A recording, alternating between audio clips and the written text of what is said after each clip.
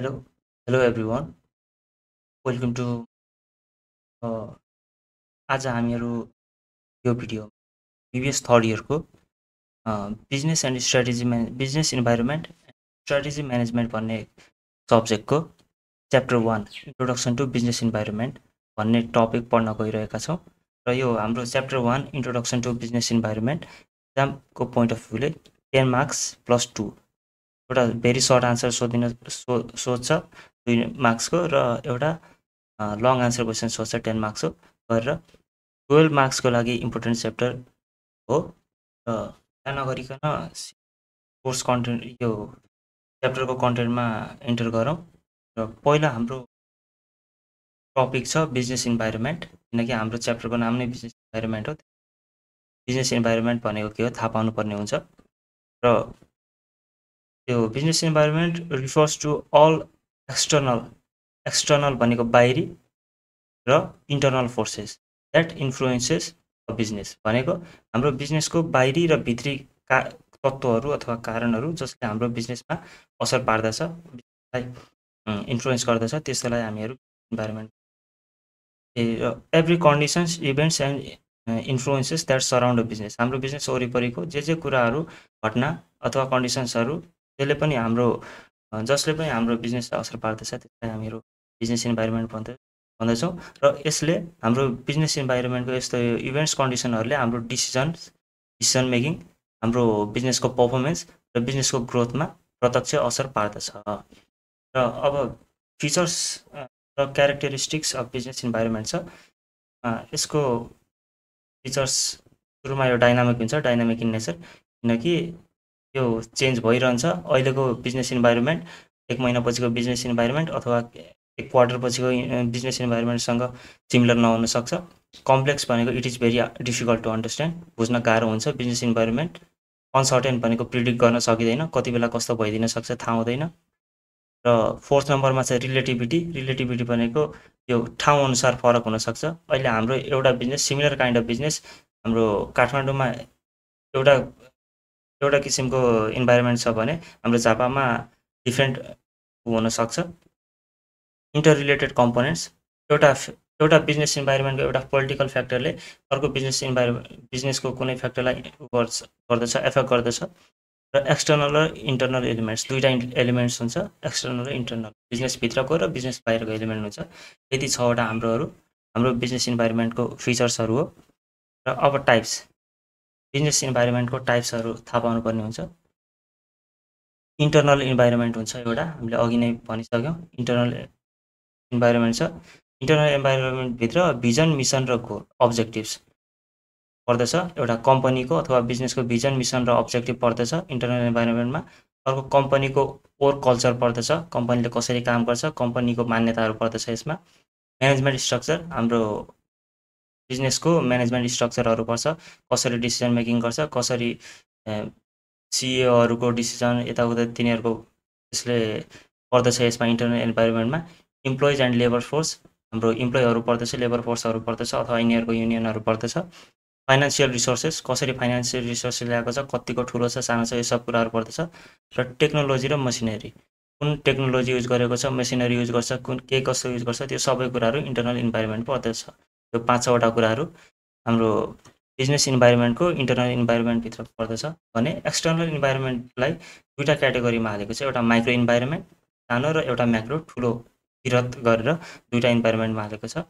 External इन्भाइरोमेन्टभित्र हामीले micro environment पर्दछौँ। Micro इन्भाइरोमेन्टभित्र के पर्दछ, हाम्रो बिजनेसको कस्टमर्सहरू, बिजनेसको प्रोबेबल कम्पिटिटर्सहरू, हाम्रो सिमिलर काइन्ड अफ वस्तु तथा सेवा प्रदान गर्ने हाम्रो अर्को कम्पिटिटरहरू पर्दछ।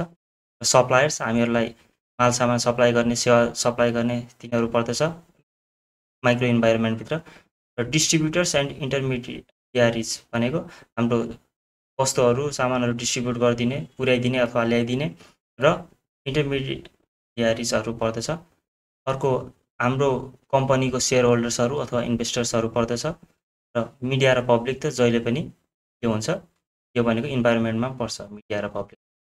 अर्को यसलाई क्याटेगराइज गरेको छ म्याक्रो इन्भाइरोमेन्टमा। म्याक्रो भनेको ठुलो लेभलमा, अब यो भनेको एकदमै सङ्कुचितमा पर्ने इन्भाइरोमेन्टहरू पनि अब विरत लेभलमा हाम्रो इकोनोमिक इन्भाइरोमेन्ट पर्छ, एउटा टेक्नोलोजिकल इन्भाइरोमेन्ट। यो सबको बारेमा हामीहरू पछि तल गएर पढ्नेछौँ है एकछिनपछि।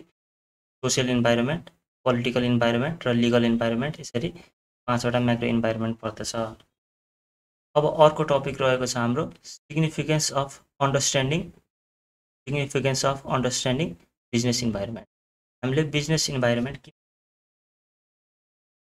यो बिजनेस इन्भाइरोमेन्ट बुझेर हामीहरूलाई के थाहा हुन्छ, सिग्निफिकेन्स भनेको हाम्रो इम्पोर्टेन्स हो, किन पढ्नुपर्छ भन्ने कुरा हो। The business environment refers to all internal and external factors that influence a business. अघि पनि पढिसकेको हाम्रो बिजनेसको अथवा बिजनेसभित्रको अथवा बिजनेस बाहिरको त्यस्तो फ्याक्टरहरू जसले हाम्रो बिजनेसलाई प्रत्यक्ष रूपमा असर पार्दछ, त्यस्तोलाई हामी इन्भाइरोमेन्ट भन्दछौँ। Understanding it is a crucial for organisational success. संस्थागत सक्सेसको लागि हामीहरूले के गर्नुपर्छ, यसलाई बुझ्नै पर्ने हुन्छ र हामीले एक्ट गर्नुपर्ने हुन्छ अकर्डिङ टु इट। त्यसैले यो इम्पोर्टेन्ट रहन जान्छ। र फर्स्ट सिग्निफिकेन्स भनेको हेल्प्स इन स्ट्राटेजिक प्लानिङ गर्नको लागि हामीहरूले यो बुझ्नुपर्ने हुन्छ। Understanding the environment enables manage to set realistic goals. सुरुमा यसले यो बुझ्यौँ भने, हामीहरूले यो पढ्यौँ भने, यो इन्भाइरोमेन्ट सम्बन्धी अध्ययन गऱ्यौँ भने हामीले बिजनेस गरिराख्दा हामीहरूलाई रियलिस्टिक भनेको अचिभेबल गोल्सहरू सेट गर्न मद्दत गर्दछ, फ्युचर फोरकास्ट गर्न हेल्प गर्दछ र इफेक्टिभ स्ट्राटेजिज कसरी त्यो अचिभ गर्ने भनेर स्ट्राटेजीहरू बनाउन हेल्प गर्दछ। एउटा सिग्निफिकेन्स के भयो हाम्रो, हेल्प्स इन स्ट्राटेजिक प्लानिङ बनाउन हेल्प गर्दछ। कसरी? रियलिस्टिक गोल्सहरू सेट गर्न हेल्प गर्दछ, स्टडी गरेर, फ्युचर फोरकास्ट गरेर र इफेक्टिभ स्ट्राटेजीहरू हामीहरूलाई अप्लाई गरेर। सेकेन्ड इम्पोर्टेन्स भनेको हाम्रो identification of opportunities and threats. हामीहरूले बिजनेस गरिराख्दाखेरि हामीहरू इन्भाइरोमेन्टमा विभिन्न किसिमका अपर्च्युनिटीहरू र केही किसिमका थ्रेट्सहरू हुन्छ, तिनीहरूलाई आइडेन्टिफाई गर्न यसले मद्दत गर्दछ इन्भाइरोमेन्टल यो बिजनेस इन्भाइरोमेन्ट स्टडीले।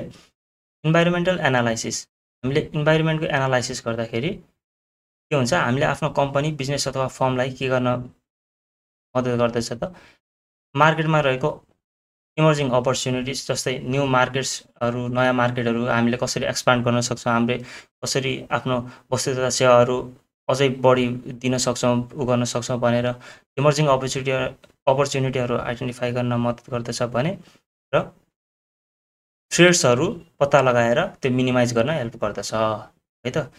अपर्च्युनिटी र थ्रेटहरू आइडेन्टिफाई गर्न हेल्प गर्दछ, दोस्रो इम्पोर्टेन्स भनेको। अब हाम्रो तेस्रो इम्पोर्टेन्स छ इम्प्रुभ डिसिजन मेकिङ। हाम्रो म्यानेजरियल डिसिजन मेकिङमा पनि यस इन्भाइरोमेन्टको स्टडीले हेल्प गर्दछ।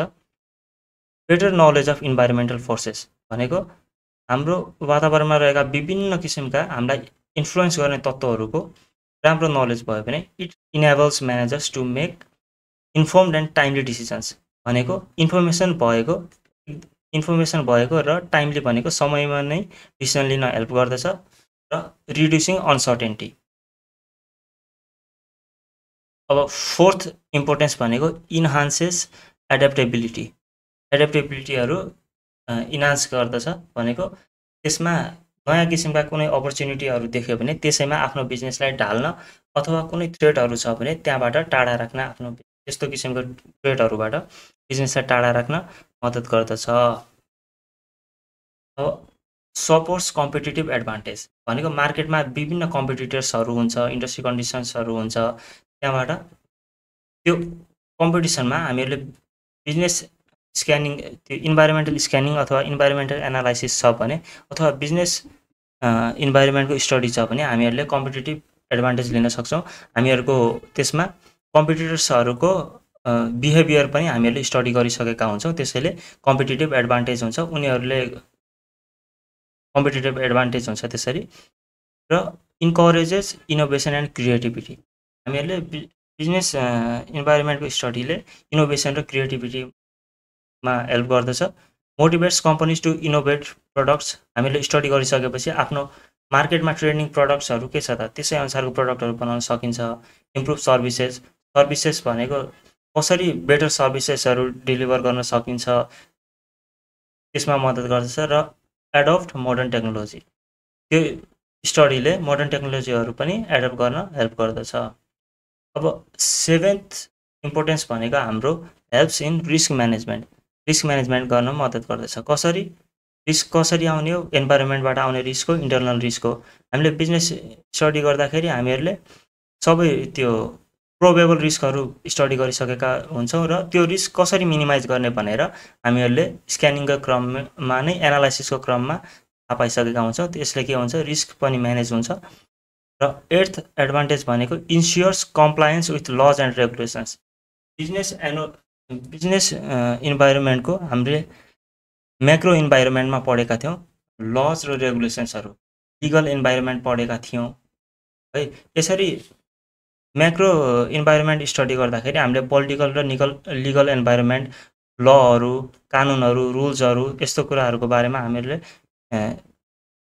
नलेज पाइसकेका हुन्छौँ र हामीहरूले आफ्नो बिजनेसलाई लफुली अपरेट गरेर फाइन्सहरू र पेनाल्टिजहरूबाट बच्न सकिन्छ।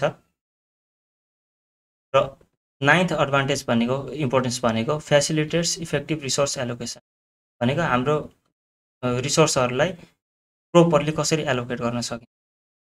इन्टरनल र एक्सटर्नल कन्डिसन्सहरूको बारेमा हामीहरूलाई आइडिया भयो भने म्यानेजर्सहरूले फाइनेन्सियल, ह्युमन र फिजिकल रिसोर्सेसहरू इफिसियन्टली, राम्रोसँग, प्रभावकारी तरिकाले एलोकेट गर्न सकिन्छ।